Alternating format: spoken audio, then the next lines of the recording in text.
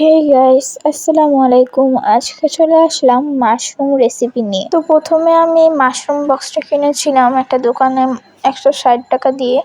এগুলো আপনি যে কোনো দোকানে গেলেই পেয়ে যাবেন। তো প্রথমে আমরা এই মাশরুমগুলো বের করে কেটে নিচ্ছিলাম। আপনারা আপনাদের ইচ্ছা মতো কেটে নিতে পারেন। এগুলো আপনার নুডলস, পাস্তা অথবা সবজি, তারপর হচ্ছে স্যুপ এইসবের সাথে খেতে পারেন। দেন আমরা একটা কড়াইতে তেল নিয়ে নিচ্ছি। দেন তেলটা গরম হলে আমরা এখানে আগে থেকে কেটে রাখা পেঁয়াজ, মরিচ, রসুন এগুলো দিয়ে দিব। দিয়ে দেওয়ার পর ভালো মতো নাড়তে হবে। তারপর আমরা তেজপাতা দিয়ে দিব।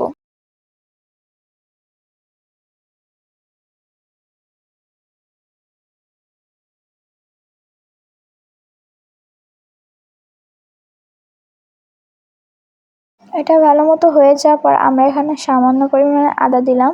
আপনারা আপনাদের পরিমাণ মতো দিবেন। আর এখানে দিয়ে দিচ্ছি মরিচ বাটা। ভালো মতো নাড়াচাড়া দেওয়ার পর আমরা এখানে দিব এলাচ দিয়ে দিচ্ছি 3টা। তারপর আমরা পরিমাণ মতো হলুদ দিয়ে নিচ্ছি।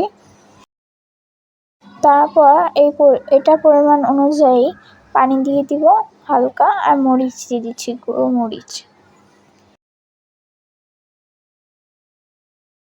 তারপর আমরা এখানে জিরা বাটা দিয়ে দিচ্ছি।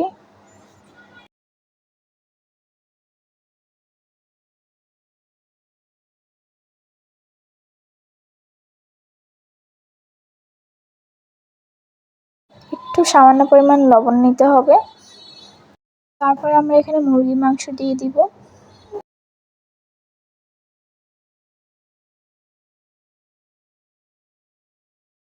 মুরগির মাংসটা ভালো মতো মিক্সড করার পর আমরা সামান্য পরিমাণে পানি নিয়ে নিচ্ছি।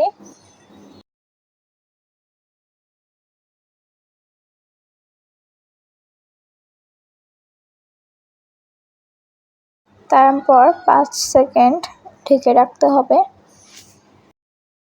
তারপরে আমাদের মোটামুটি মাংস হয়ে যাবে।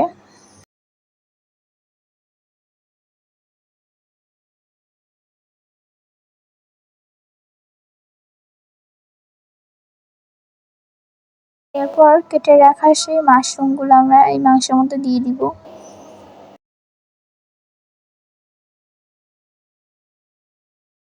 তারপর আমরা এখানে পানি নিয়ে নিচ্ছি।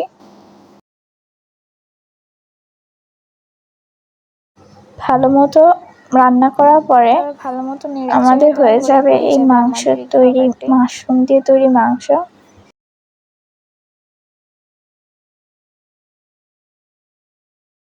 রেডি হয়ে গেল আমাদের তৈরি মাশরুম দিয়ে মাংস। এটি খেতে খুবই সুস্বাদু হয়েছিল। আপনাদের যদি ভালো লাগে তাহলে বাসায় ট্রাই করে খেতে পারেন।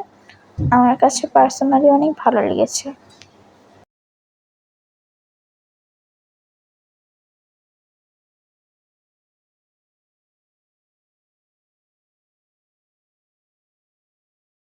আজকে এই পর্যন্তই, দেখা হবে অন্য কোনো ব্লগে। আল্লাহ হাফেজ।